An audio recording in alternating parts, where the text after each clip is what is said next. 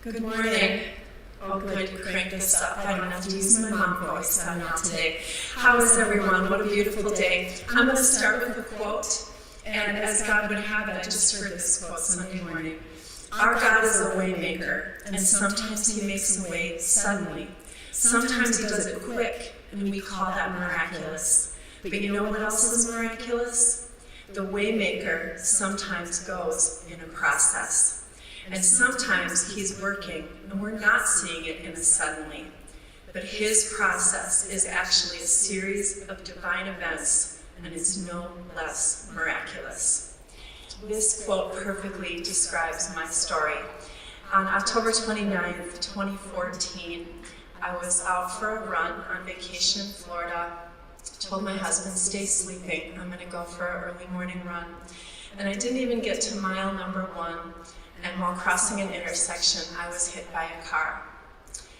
That morning, I had the beginning of a divine process, a moment that was divine that led to many other divine moments. Have you ever heard a commercial or a movie where James Earl Jones was narrating? Well, I have, in my own head. As I was crossing the intersection, I heard a voice, a narrating voice that I now jokingly say was James Earl Jones, but I think it was actually God. I was running across the intersection, I looked to my right, and I saw a 1967 Firebird going full speed ahead, right at me. In that moment, I heard the voice say, that car's gonna hit you. And it was odd how calming this voice was. The next thing I heard was, the car just hit you, now you're on the hood. The next thing the voice said was, now you've rolled up onto the windshield. The next thing was, now you're in the air. And lastly, okay, you're on the pavement. As I lay there on the pavement, I thought to myself, and by the way, I'm going to let you into a little bit of my neuroses here. My self-talk tends to be a little harsh. I'm a little hard on me. So my next thought was, leave it to me to be wide awake for this. I'm laying on the pavement, understanding that I heard this voice. I'm not even in shock or unconscious, and who am I mad at? Me. I'm like, I do everything the hard way. Couldn't I just be unconscious for this? That would be nice. Instantly, James was back. He said, and why are you conscious? Why are you awake? And I realized in that moment, scrolling through my vast knowledge of medical conditions, that if I had a severe head injury, I wouldn't be having any of these thoughts. If I had a severe head injury or some kind of brain damage, I wouldn't even be aware of what was happening to me right now. And I instantly said in my heart, I don't even have a head injury and I just got hit by a car. And the next thing I heard was, you're in the middle of a miracle. From that moment, it began a journey back to health. The first thing that happened after I heard, you're in the middle of a miracle, was the pain set in. Excruciating pain like I've never felt. And for those of you who know me, you know that I've given birth a lot. I've given birth 11 times. I have 12 children. I know pain, okay? Pain doesn't scare me, pain doesn't hurt me to the degree it used to.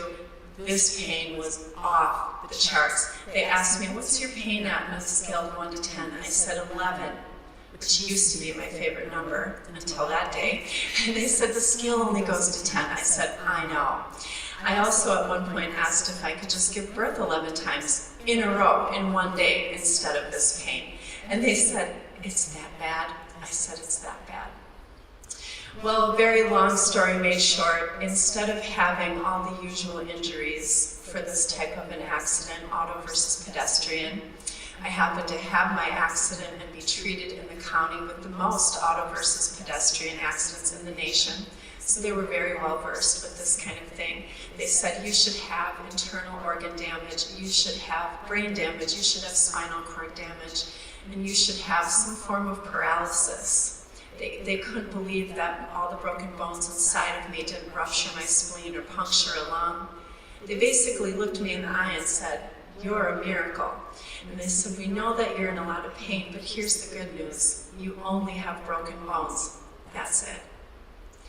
Friends, sometimes the thing you're in the middle of that hurts more than anything else in your life is more about what didn't happen to you than what did. I realized laying in the hospital that I had so much to be thankful for.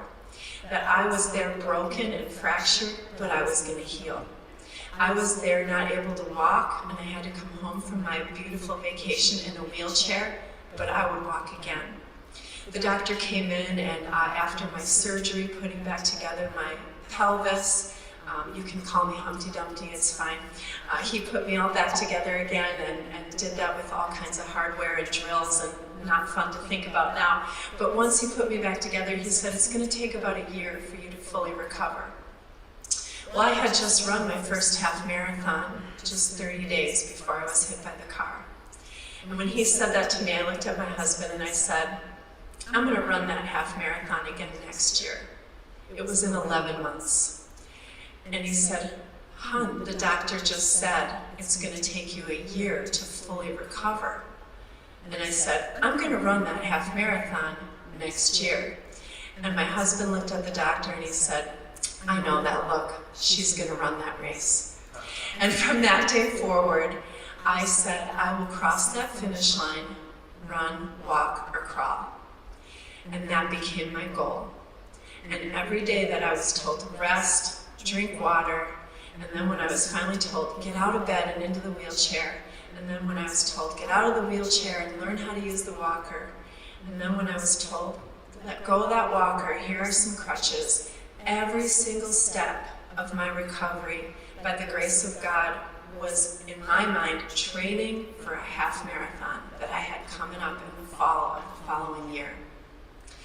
That race came, and I crossed the finish line, my friends, and I was only 4 minutes slower than the year before.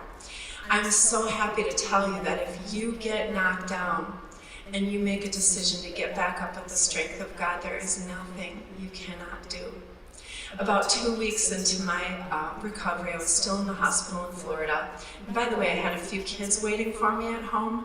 And so another miracle was that my doctor told me that the typical person presenting with my injuries would be hospitalized for 4 weeks, 4 to 6, and then rehab for another 2 to 4 weeks. I was in and out of hospital, surgery, rehab in 2.5 weeks and on my way home.